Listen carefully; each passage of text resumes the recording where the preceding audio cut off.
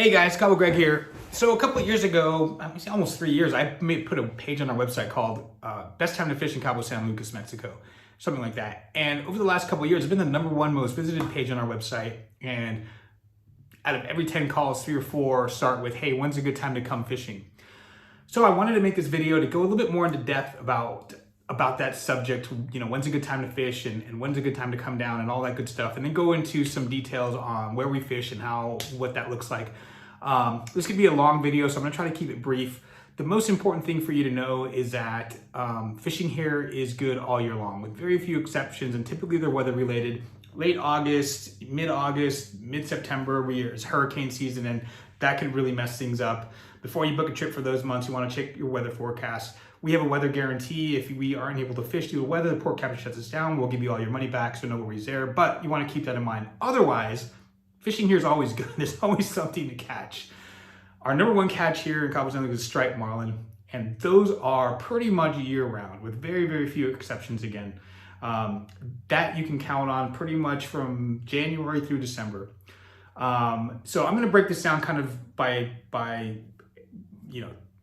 quarters or whatever. So, if you're looking at fishing January, February, March, kind of the time that we're in now, right now it's early February, January, February, March, very good time to fish, lots of striped marlin. Now, this year's a little bit different. And again, things change. There's a calendar on our website, fishing calendar, and I know it's on a lot of other websites and it's very similar, but I don't know who made that or when it was made, probably 20 years ago. And it's very inaccurate, right? I'm almost thinking about taking it down, but it's a general idea because things change, and whatever's going on in the universe, fishing's changed, water temps change, seasons change. It's just weird.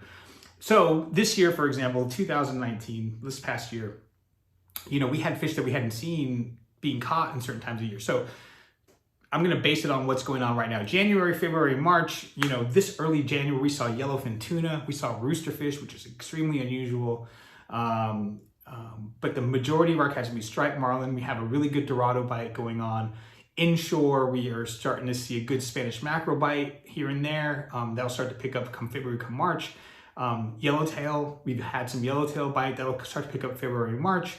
Maybe because of the differences in what's been going on, maybe it's going to go into March, April, but that's generally how it is. What you're not going to see usually January, February, March are big marlin, big 500-600 pound blues and blacks. It's just we don't see them, and if we did, they're very, very rare. Big tuna, again, super rare, and you're probably way, way offshore, outside of day range usually, and although it can happen, it's very unlikely. January, February, March, don't count on big tuna. Can we find, and we caught, this is what's weird, we caught big tuna early January this year. Not typical, but it could happen. So anything's possible. Anyone who can get on camera and say, hey, I know when fish are biting and where they're gonna bite, not how it works, right? But general idea. So once we get into April, May, June, weather starts to heat up, fishing starts to pick up a little bit offshore. We see some good wahoo bite. Again, striped marlin is still there. And last year, early June, we started to see some tuna early, and so that's always good. Rooster fish inshore, a lot of people have it on their list, start to pick up May, June, July, or May and June, we're talking about those months. Sea bass, big groupers, inshore, and then offshore again, the dorado are running around pretty good. The wahoo starts to get really good, and so good fishing April, May, June. July, August, September. Now this is where fishing gets really good, but the weather can get bad. July is still good. July is still a good month, but it's hot as you know what here.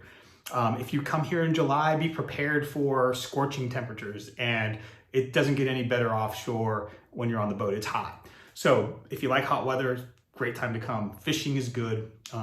Again, you're gonna see kind of the same species, marlin, dorado, wahoo offshore. We could see a good tuna bite come later in July.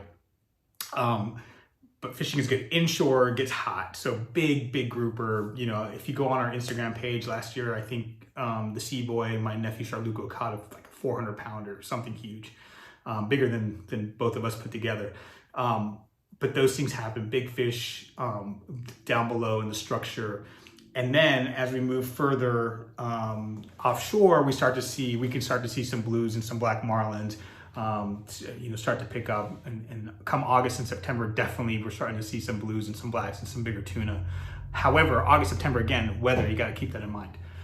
October, November, December, peak season here. Now, in October, we get the big fishing tournaments, the Bisbees, the Los Cabos Billfish, the Pelagic Triple Crown, the Tuna Jackpot all happen October, November. If you plan to fish Cabo San Lucas in October and November, book well in advance. I can't tell you, my friends, how many people we turn away. I turn away more people between October 15th and November 15th than I do all year long because we sell out. These tournaments are big. There's hundreds of boats. All the best boats are out there fishing these tournaments, which leaves very few for people who are coming to visit. And they get booked quick. If you are planning to visit and you want a bigger boat or you want do it well in advance, whether it's with me or somebody else, don't wait. And before I go finish this thing, I want to just kind of change subjects really quick. And that's, actually booking your charter. You're on our website or you're watching this video. We've been doing this a long time. We have an awesome reputation. You can read all our reviews. And I have lots of friends here who run the same type of operation. They're very conscious about your trip, and they're going to do a good job, and they're going to do everything they can for you to have a good time. And most of us in that business online do a very good job, and you really have not much to worry about. You're getting good boats, good crews, well maintained. Lines have been changed and hooks are newer, and so all that stuff matters. 20 years ago, people would come to Cabo and walk to the marina and see a boat and talk to the captain, book a boat. That's how it was done. It doesn't happen that way anymore for a couple of reasons. Number one, the marina here is huge. Every gate's private, so you can't walk to the boat. The pier has, the boat's docked, but you can't get in there because they're all gated. And the person standing at the front of that gate who's, hey, amigo, you want to go fishing? He's a sales guy. His job is to sell you a fishing trip. Salespeople make money by selling you as much as they can selling you something for as much as they can so they can take money home. And that's cool. That's how they make their living, no problem. But you have to be careful because not all of them are reputable. And if they're not wearing little badges and they haven't even been cleared, and we see that all the time, you want to be careful with that. Your best bet, whether it's October, November, or any time of year, is to book online with a reputable company. There aren't, online, you can read the reviews, and there's a few of us that are pretty big. And so you want to stick with something that you can trust. It's not worth saving $100. I walk this marina and I see, little advertisements where, hey, book a 28-foot boat for $200 or a 30-foot boat for $300. And it's like, who, where, with who? What kind of boat is it? Does it run? I mean, you can't, our slips are expensive. We pay our slips in dollars here. They're not cheap, and you can't survive even if you went out every day at $200. So you got to keep that in mind. They're cutting corners somewhere. You're going to get caught with, unexpected charges. You want to avoid all of that. Trust me, it's not worth it. There's great guys on the marina that'll sell you a great boat, but you have to be careful. Your best bet is to book in advance online or talk to somebody, call them by phone. We all have 800 numbers now, the bigger ones. Talk to somebody and make sure that you're doing the right thing, okay? That was my kind of side point because it's important. So back to the time of year, I'm going to show you here on my computer, and I apologize for the audio sound because I don't have any expensive audio equipment. It's not what I do. I just wanted to show you and give you an idea of where you're going to be fishing. So I'm going to take you to the computer, and then I'll be back in just a minute to wrap it up. So let me show you that. Okay, guys, so here's a map of our area and where we fish, and I wanted to show you and give you an idea of what to expect, where you're going to be, all that good stuff when you fish Cabo San Lucas. Now, one of the things that makes Cabo so great is that we have basically two fisheries. We have the Pacific Ocean, and then we have the Sea of Cortez. Two different places with tons of different spots to fish, lots of things in between. Here's where the marina is, right here where my mouse is. Now, one of the questions I get asked a lot is how far is it to the fishing grounds? How long are we going to travel? And the answer is always 10, 15 minutes at the minimum and up to an hour on the maximum side. I want to point out one thing that's really important. So I know it's hard to see, but right here, this marks 1,200 feet of water. And this is literally, I think 6 miles from where we are at the marina. There's spots right here that are 800, 900,000 feet of water. That's considered deep sea. I don't know where people consider deep sea fishing, but that's pretty deep.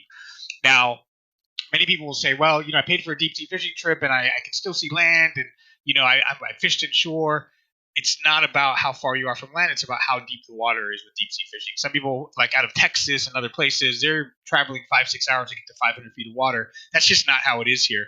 When they pay for a deep sea fishing trip, they expect to be way out here. This is pretty deep.